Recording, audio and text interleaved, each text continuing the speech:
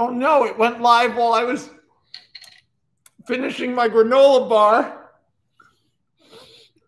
I thought I could finish this chew. But it's much too chewy.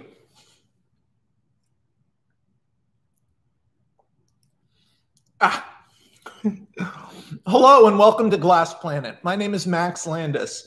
I'm a screenwriter with 7 movies and 5 seasons of television under my belt. I've sold over 30 projects. I wrote a best-selling comic book. I wrote a fan fiction people like, and I've made a couple of viral videos on YouTube. Since the beginning of COVID, let me rewind. One of the things that has always frustrated me when talking to writers about writing is how many people outside of the industry view screenwriting and the creative aspect and artistic aspect of the industry in a way that is totally divorced from not only their own pragmatic reality, but the realities of the industry as it stood pre-COVID as well as post-COVID. I have been looking for ways to give back and looking for ways to help others feel the way I do about art. A lot of people who follow me or are interested in my work say that my enthusiasm inspired them or could be inspiring. And that always meant the most to me of anything people would say, because I like art and I like making people happy and I like inspiring people. But then I thought, why not do it in a more targeted way? So I created an Instagram called Glass Planet Consulting. And for 3 months, I took dozens of sessions a week for free, 30 minutes long, to just talk to people about their stories. I talked to people in Iran and France and Africa and Canada and almost every state in the United States. I talked to people who were young, old, black, white, every color, every gender identity, and people who had all different types of stories. Some people who had written multiple big blockbuster movies that were big hits and were trying to reinvent and wanted to talk to me about that. Or people who just sold their first show to Netflix and wanted to talk to me about that. Or just a nurse in North Florida who has an idea where a dog turns into a human being and then dates its owner, and that causes trouble. And they just wanted to talk to me about that story. Glass Planet is about stories. It's not about the movie industry. It's not about business. It's about you and your art. The title Glass Planet comes from the idea that the most common problem I hear from writers has to do with them. Yeah, Brandon, of course you're still a mod. Has to do with them feeling trapped in their own work, feeling like writing is hard or like homework or like there are unanswerable questions. I can't change the middle. This element of my plot doesn't make sense. What about this? And the only thing I do on Glass Planet, I don't give notes. I don't criticize ideas. I'm not here to give you my opinion. What I'm here to do always is to make you excited about your idea, because I fully believe ideas only live in execution. I really do believe that. I really believe stories sing when they're executed well. And one of the heartbreaking things about screenwriters specifically is they suffer real pain from trying to get that story on the page when the page isn't even the final executed version of the story. It's a fucking movie. So they don't understand that when something, they don't understand. That's condescending. People often seem to, in my experience, not realize that in reality, right up until you start shooting, your story is a glass planet where you can draw on any continent or ocean you want. A blank page gives you the power of God. And that's exciting. Creating is exciting. A long time ago on this channel, I said, chase what thrills you. That's still just my life. And I want to give that to other people. So I wanted to ask you guys if you have any specific questions about your stories or writing advice, and just be on here till maybe 2:30 and talk to you about whatever you want. And I will be excited to help you however I can. Glass Planet sessions are currently frozen because I am in post-production on a number of things, and I don't have the mental bandwidth, but it felt weird not doing it. I've done over 120 sessions now, which means, you know, probably over 100 hours of my life have been dedicated to this, and it feels weird not to do it. So I look 24 years old. Thank you. I shaved and I did my hair. This is for one of the videos I'm making for YouTube. I changed back to my old look. So hello, everybody. I'm going to start reading the things on the side and see if anyone... Max helped me sell my own screenplay, and it's like, hey, Skylar! Fuck yeah, dude! Fuck yeah, dude! That means Glass Planet is now 6 scripts deep. We've sold 6 things for meetings. That's so... Fuck yeah! Bro!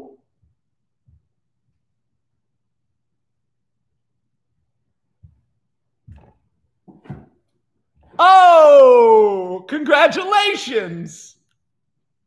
Congratulations, Skylar. I remember your script. Yeah. No, I remember the Gay Wrestler musical. How can I forget? I can't believe you sold it. Wait, I'm actually emotional. Wait, you're fucking... Jesus. Sorry. It's so exciting to keep hearing that. You're not the first person who sold something after one of our meetings. And I can't take credit for that. Because like I said, I don't make things better. I just help you feel excited. But fuck yeah, Scott. Okay. I'm recovering. I am not a writer, but a reader. There's a novel I've been waiting on a promised sequel for 9 plus years. What do you think about waiting so long? Should I give up, or is that a normal thing? Being a fan is occasionally hard because our relationships to properties feel objective. They feel like, I like this because it's so good. When in reality, our relationship to things is entirely built on us and how we view the world. And certain things, totemic things, archetypal things, connect to a zillion people. The thing is, you then have this weird relationship with a property, like you do, where you're waiting around on a delivery of the same experience. Don't stress yourself out waiting for a sequel to anything. Write fan fiction. The best thing about fiction is that if you really need to, you can create your own sequel. That's what's cool. Sorry, there's an angry crow got in the chat room, it looks like. Have you got any advice? Sorry. Have you got any advice for writing scripts with very few characters and locations? I do.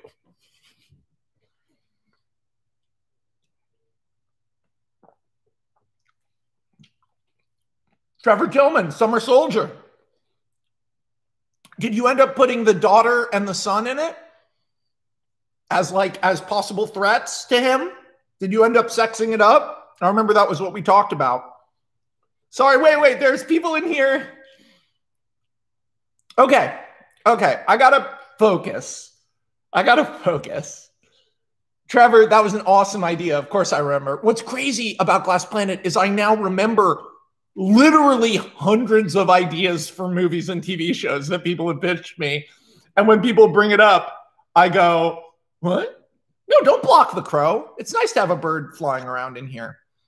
Okay, I'm going to answer 3 questions that I saw here, okay? So the first one is, do you have any tips? I'm going to answer this question about world building tips for sci-fi. And I'm going to answer this tip about pitching a show to a studio and they like the idea, but they pass, but then you have an open door. Okay, I'm going to answer that. And I'm going to answer a limited location thing. So I'm going to hide chat for a second so I can just really focus on answering those questions. And I'm going to try to do Glass Planet live. So limited location writing was really all the rage about 4 years ago. And it still kind of is, although increasing production level with LED screens mean that people are writing things that are technically budget-wise limited location, but actually feel scope-wise and creative-wise much bigger. Think of something like The Mandalorian, which was shot almost entirely on green screen, even though it feels huge. It's like this, it was actually quite tiny. It was quite a tiny production with these LED screens. It was just very effectively and lavishly done. The main thing you need to do when you're writing limited location for the script stage is get your dialogue perfect, because there are going to be so many moments where in any other movie you would cut and time would pass. And there aren't really going to be those, because cutting from the same location to the same location will feel awkward. I suggest thinking of it like a play, trying to break it into acts, having very few time jumps, and focusing on a narrative situation that exposes a character through dialogue and makes the character the plot. The plot of the movie becomes much less important. The character becomes the most important thing, because so much of what they're saying is going to be telling the story. So when you write for this, you can't write expositionally. You have to hide exposition the whole way, because the second it becomes exposition, you're in one location, there's one person, two people talking, you know you're listening to exposition. You're not fooling anyone. And suddenly you're watching two people talking. So every single line of dialogue has to be momentum building, has to be character revealing. You are using dialogue to do the work of cinematography, special effects, sometimes even music. You're even guiding the editing with the dialogue, because the dialogue is the movie. Could you do a one-location action movie? Yes, of course. I have a movie coming out in Toronto International Film Festival, which I wrote as a one-location action movie. It's called Shadow in the Cloud. But even in that, all of the dialogue is geared to sort of tell you a story. I wrote a series of scripts called The Measures, 3 of which sold, 3 of which didn't get a chance to sell, 1 of which got made. There are 6 total. And one I never finished because I kept writing it in different ways. And I kind of went, what do I want to do with this? And I ended up writing a different movie instead. But, excuse me. But so what I did in The Measures, specifically a script called Deeper, was I created a fake plot that was secondary to the story I was actually telling. So a lot of times when people talk about writing, they talk about themes and, you know, they talk about all of that sort of the emotion. What is the question of the story? I do that. I talk about writing that way sometimes. In a one location movie, that question has to be literal because it's going to come out. There's no subtext to a one location movie. The subtext is the text because you're right there. Excuse me. There's a cat. There's very little room for metaphor. Your metaphor has to be direct. I don't know if you've ever read my script Deeper, but in Deeper, there's a big evil Lovecraftian ocean witch who is barely the point of the story, and a deep, haunted, subspace warp, extra-dimensional ocean trench, which is not actually important at all. And the real story is just about a very depressed guy dealing with his depression as he's antagonized and his suicidality as he's antagonized by an ocean witch and a haunted trench. Except for if you read Deeper, he's the movie. All the spooky bye-bye man shit, that's just sauce. Higher is about mental illness. Except I funnel that through, it's a crazy alien conspiracy. My script Shadow in the Cloud is about asserting, being yourself and being true to yourself. And no matter what anyone thinks of you, no matter what mask you're wearing, letting yourself shine against a world that will throw problem after problem. And it's about not giving up. The movie is about a woman trapped in the belly of a B-17 being attacked by a gremlin Japanese fighters and misogynist World War II airline crew. But it's really about being yourself. So when you write for a single location, you have to, some movies you can write without themes. You just can. You just can write some movies. They don't have themes. It's like, it's just a cool movie. But with a single location, and people figure out the themes when it's done, you know, let the fans figure out the themes and make video essays about it. Some things you can write without themes. Single location, you have to know the theme and you have to be hitting it because that becomes the central narrative question. Question number 2, world building tips for sci-fi. At the script stage, world building is often very hard because most of the sensational world building elements of big world stories In a novel can be languished upon endlessly. Think about the ways George R.R. Martin describes food. J.R.R. Tolkien, also a food fan. In a script, not so much. You got to conserve space. You can't endlessly describe a city because guess what, bud? That city is going to be redesigned by the director and then redesigned by the production designers. There's going to be 20 different versions of it that didn't look anything like you thought they would. Like, why waste this big of a chunk of a page describing something that isn't your job to design? So what I try to do in terms of small world building things, a good world building script to read, if you're interested in my work, is my script Decon. There are many world building elements, but they are seamlessly tied, hopefully. I shouldn't call my own work seamless, but they are tied very tightly, I should say, to the momentum and plot of the script. So characters, you know, the greatest world building scene of all time. So characters acknowledge the elements of the world as the world already having existed this way, and then you're forced to catch up to it. It's kind of a backhanding exposition at people.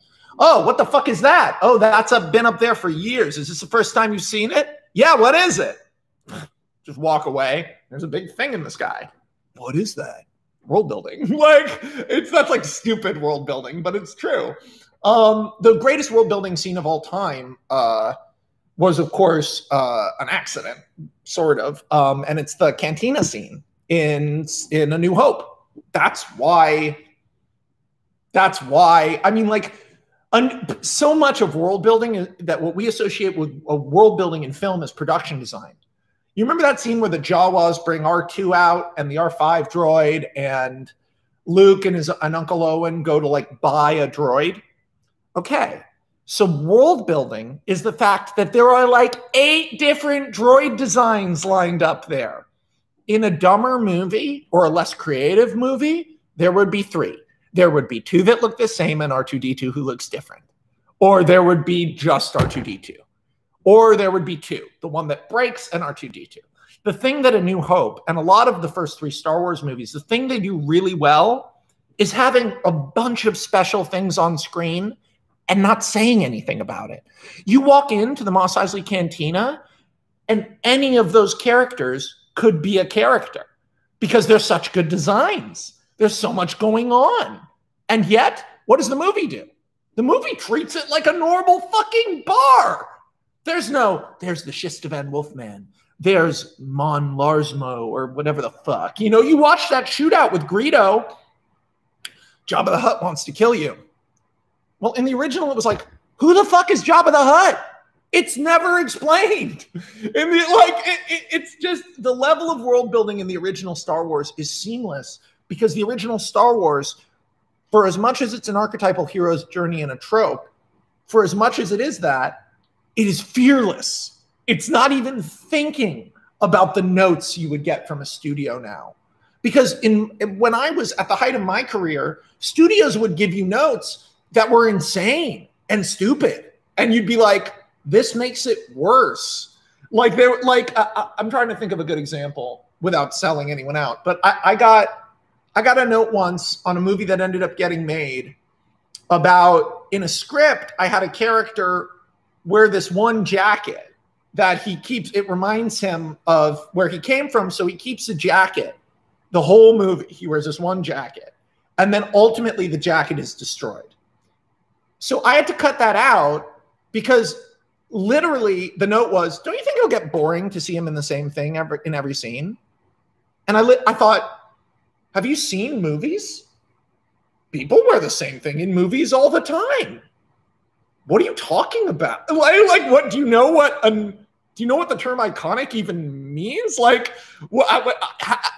jacket isn't on the page of the script. The costume designer is going to make the jacket. I say the jacket looks cool. Is your assumption that the jacket will not look cool enough to put on the poster for this? What is this note? It makes no sense. Star Wars didn't get any notes like that. Star Wars was like, hey, George Lucas, space opera. You're going to go make a big weird thing? Yeah, I'm going to sell a lot of toys. You know, fearless.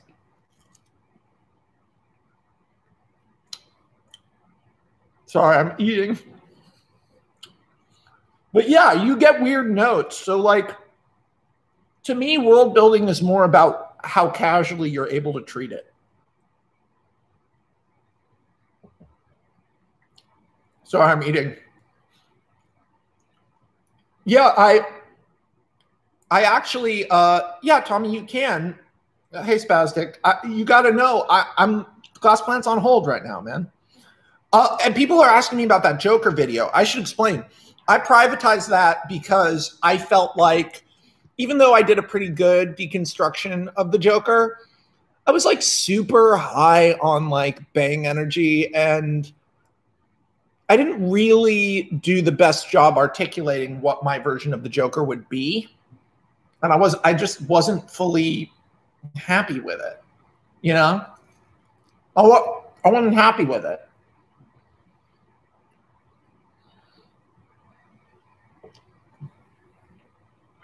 Sorry, I'm eating now. Is this fun for you?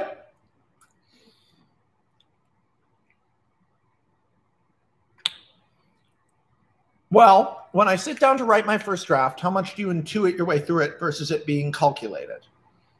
Okay, really interesting. Really, really interesting.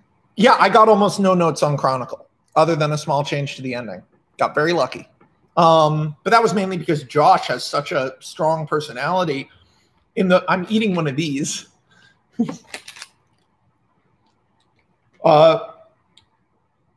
has a tiny little water bottle, right? As a filmmaker in my 20s, I make short films with my one friend. It's hard to find stories with only one or two characters. It'd be cool to make a career from it, but I don't know what to do. Any advice? Bro, it's not hard to find stories with one or two characters. You can do it. Hey, everybody in the chat, name a story in one sentence that only needs one character. That could be like a really interesting, cool movie. And cheap, too. Batman? What are you talking about? Locke. There's a great one. The other three measures are Shadow in the Cloud, which is premiering at TIFF. Trust the Police, which I made some money from, but never got made. And Decon, which was picked up and optioned by a few people, but never got made. Yeah, look at all these titles. Look at all these titles. All of these. Look at this. I hope you're seeing this, dude. Look at how many movies you can kill with one character. I'll pitch you a bunch of one-character movies right now. I'll just think of them. Okay. A guy who has cancer? I don't know. What do you think? He has cancer? No. It has to be stupider. A guy lost his... Okay, yeah, here we go. A guy lost his job after he was injured on the job and he has debilitating pain. His whole life has crumbled because he now has this nerve disorder and all he wants to do is kill himself. Okay? On the way to kill himself, he's like in a haze of painkillers, miserable.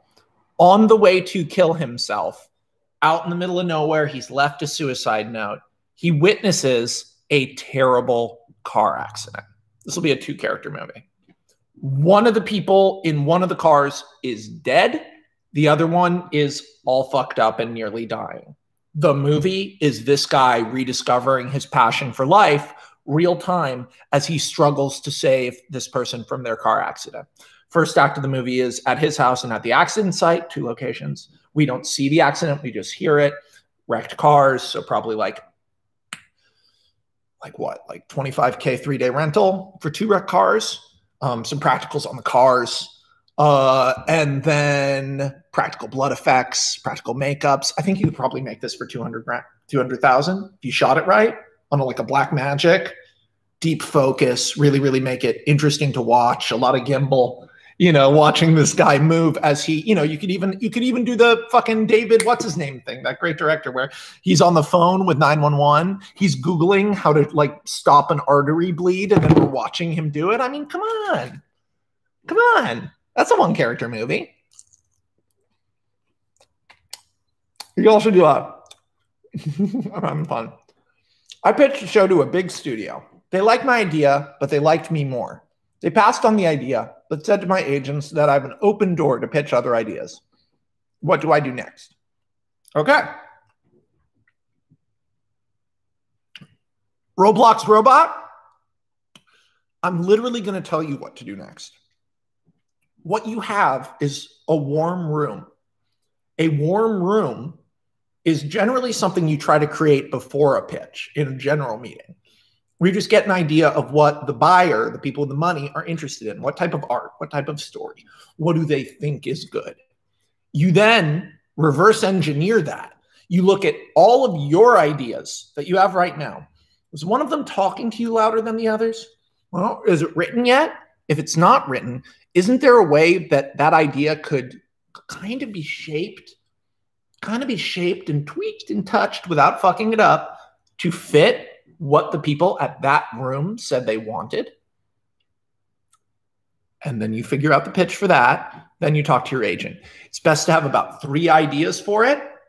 You're going to want to have another general with them before you book a pitch meeting. You do not want to be going in for pitch meeting after pitch meeting and striking out. So you want to have a general where you talk about COVID, you talk about what the shape of the industry is, you hear more about what the buyer wants. You have to keep in mind, this is not a real business, right? The movie industry was never really an industry.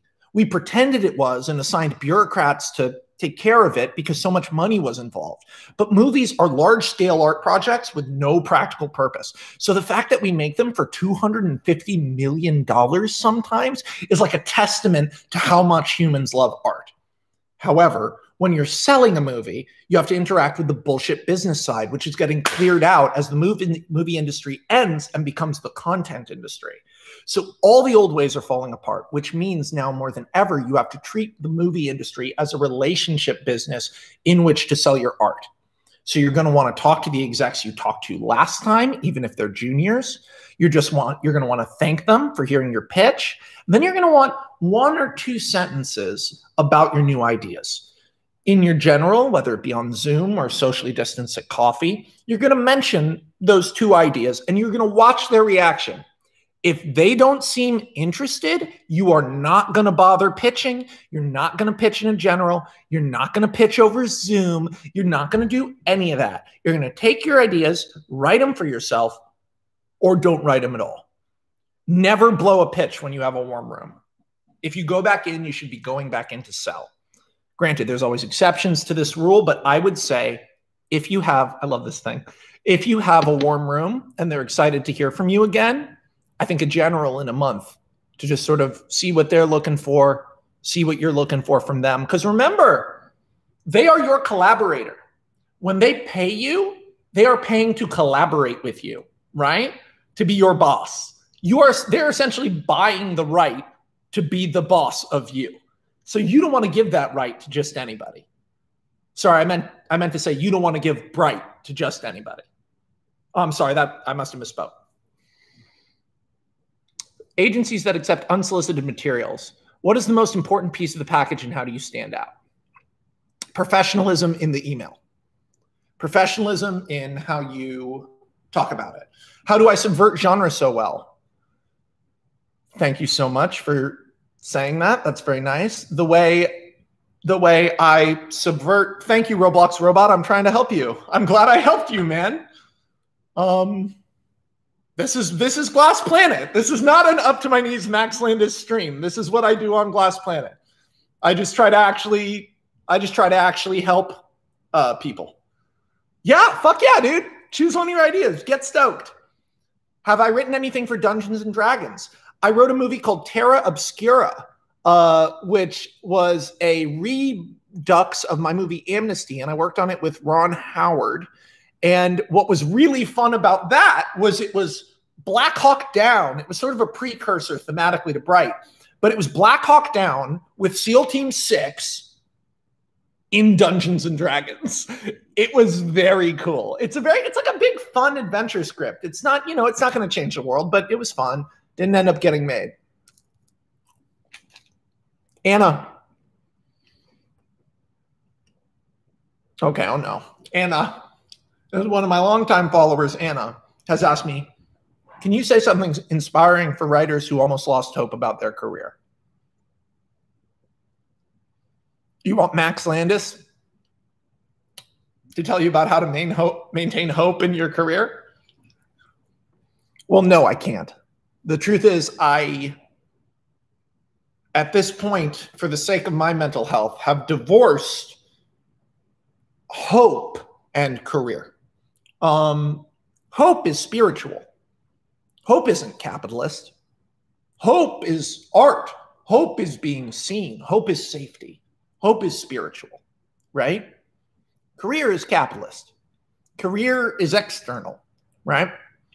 And writing, no matter if you're a indie filmmaker or a fucking hack, writing ultimately is spiritual. Now, I talk about writing a lot of times as an engineer because that's how I think of it. But if you're having trouble in your career and you haven't sold anything, or you got canceled, or you haven't sold anything, or you've been trying for years, you've never sold anything, getting beaten down, or you make something, it gets bad reviews, people don't like it. The truth is, the word hope can't be in there, because you can't be doing it for hope, and you can't be doing it for your career. That's how you get hurt. You have to be doing it because that's what you love to do. And if it's super successful and huge, great. If it's not successful at all, fuck. But the world we live in is a late capitalist dystopia falling into ruin. So is there any safe business advice? Is there any inspirational thing I can say that says, like, no, actually your indie web series is going to be the thing that rockets you to fame? Fame stopped mattering 10 years ago. There's girls in North Dakota who do like twerk TikTok, and they have 2 million followers because they have nice abs. You know, like, fame stopped working. You talk about money, it's almost impossible to escape the fact that generational wealth feeds generational wealth. Look at me, I'm a legacy. I'm Max Landis. You know, I'm my dad's son. And there are many, and yet, even then, so many kids of famous people fall on their faces, never create meaningful art, never figure out their career. I would say the most inspiring thing I can say, the thing that's kept me sane, is that your career is not you. Your career isn't you. Your hope should be in you. Your hope should be in making things that you're proud of. And sometimes they make you a whole shitload of money. But you gotta attach hope from career. Career is work and luck. There's no hope. You can hope you get lucky. You can hope your work gets noticed. But then you'll be crushed and disappointed if it doesn't.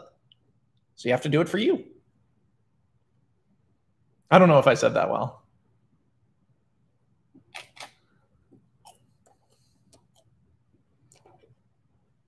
Yeah, I have no understanding of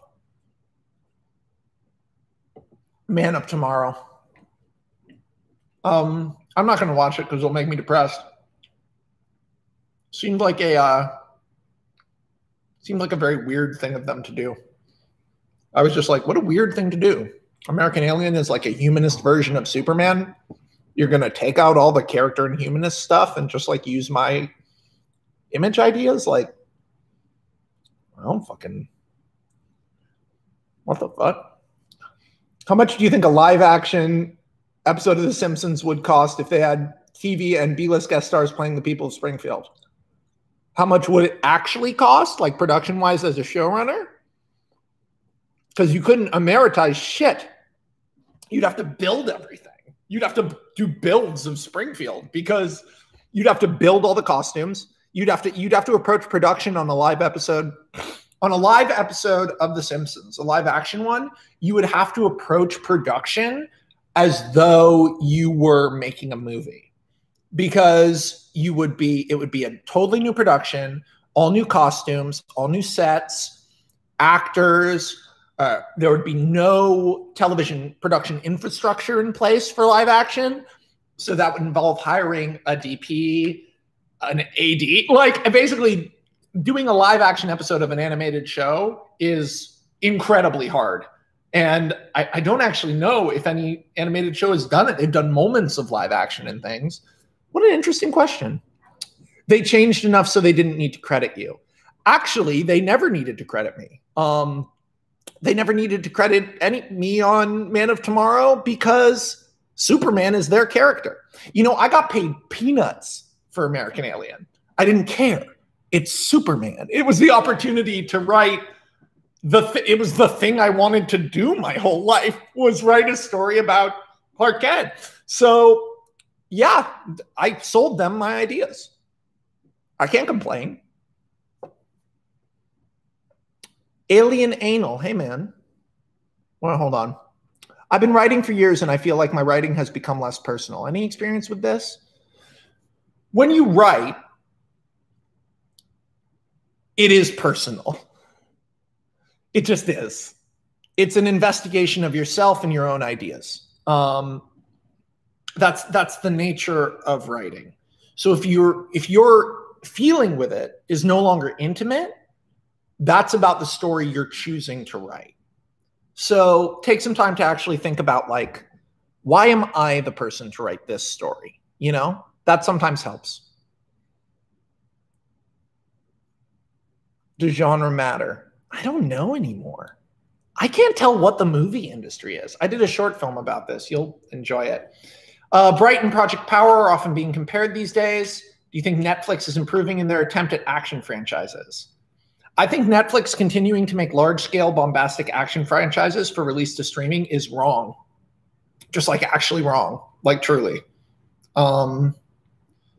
As the cameras available get more and more and more powerful and the technology gets bigger and bigger and bigger, the screens we're watching things on are getting smaller and smaller and smaller. And I just really, really, really, really, truly feel like they should be making really interesting, weird movies, Netflix. Not, you know, Project Power, I haven't seen it. Maybe it's great. I don't know.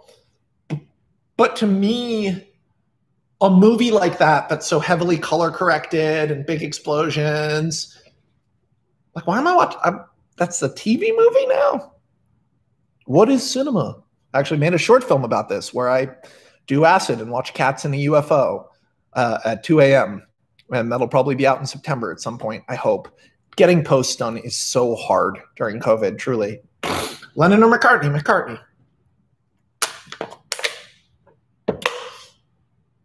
Slow down. Slow down. Please, everybody, slow down.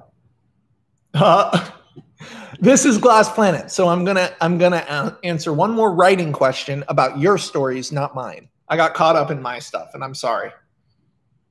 What is the most common weakness I saw in my Glass Planet meetings? Well, that's the last question I'll answer. And